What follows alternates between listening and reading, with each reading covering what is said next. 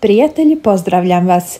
Bez obzira koliko godina se bavim baštovanstvom, uvijek mi je uzbudljivo kada sjeme klija i kada gledam kako rasada raste. Ako ste novi u uzgoju paprike, moram vas upozoriti da faza sadnje može biti teška. Ove mlade biljčice imaju specifične potrebe za svjetlom, gnojivom, vodom i presađivanjem kako bi dobro rasli i dali mnogo plodova.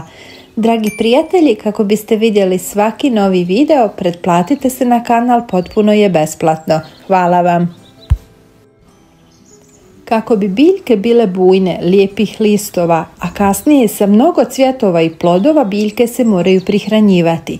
Mi ćemo to odraditi na jedan potpuno prirodan način.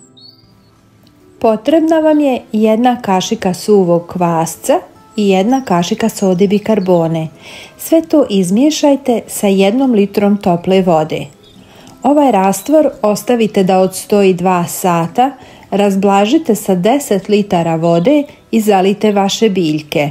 Kvasac sadrži vitamin B, minerale i druge sastojke koji dosta prijaju našim biljkama. Dodavanjem kvasca u zemlju značajno se povećava sadržaj azota i fosfora, biljke bolje rastu i jača im se korijenov sistem.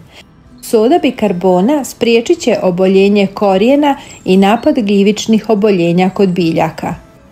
I kao što sam već rekla, ovu mješavinu razmutite sa 10 litara vode.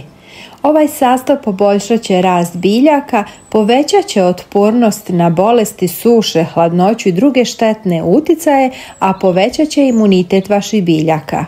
Ovim rastvorom zalijte biljke 2 do 3 puta mjesečno.